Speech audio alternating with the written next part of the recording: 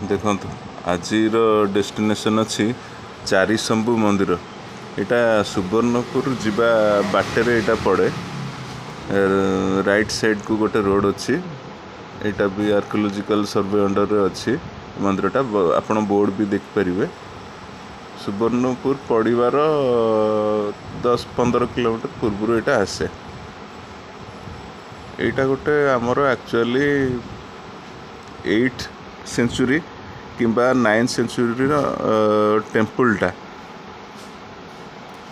Local लोक कहवा अनुसार यहाँ हूँ आमर 8th सेंचुरी टेम्पल एटा तो जहाँ मंदिर विषय लिखाई 10th सेंचुरी बोली। देखो ये हूँ मंदिर स्पेशलिटी हूँ ये विष्णु और महादेव एकाठी गोटे बेढ़ा भितर दीटा मंदिर भितर अच्छा।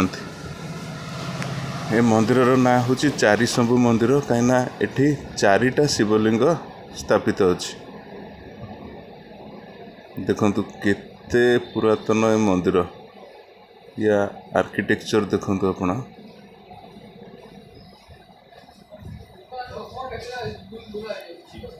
बहुत बड़ भी शिवलिंग एठी।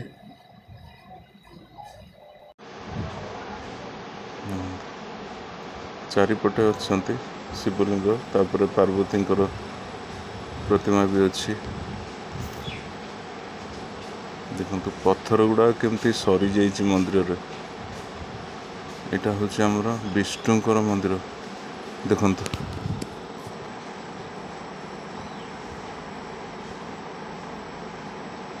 विष्णुकर भी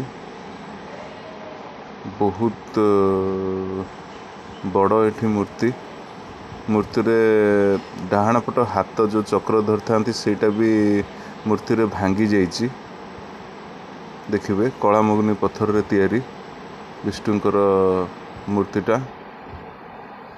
देखो केमती पत्थर गुड़ाक सरी जाइए सब।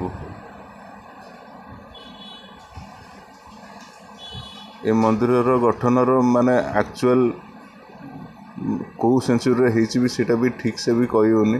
देखो कला भी पड़ जाइए बहुत जगह पत्थर पूरा ब्लैक हो जाइए। देखो कलाकृति देखो केमती है। निहाती ये जगह गोटे थर आसबे बुलवा को।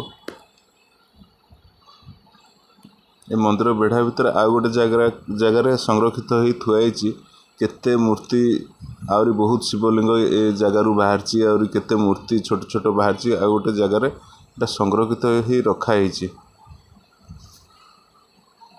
गाँ लोकंकर भी बहुत सपोर्ट रही। देखो केमती पत्थर गुड़ा कला पड़ जाइए।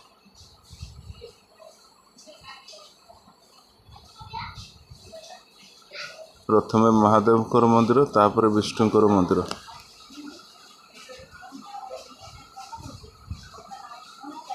देखंतु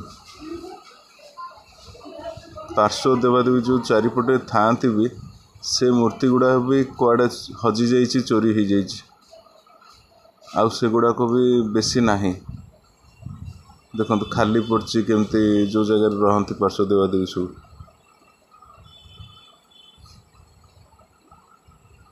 धन्यवाद देखिथिबारु।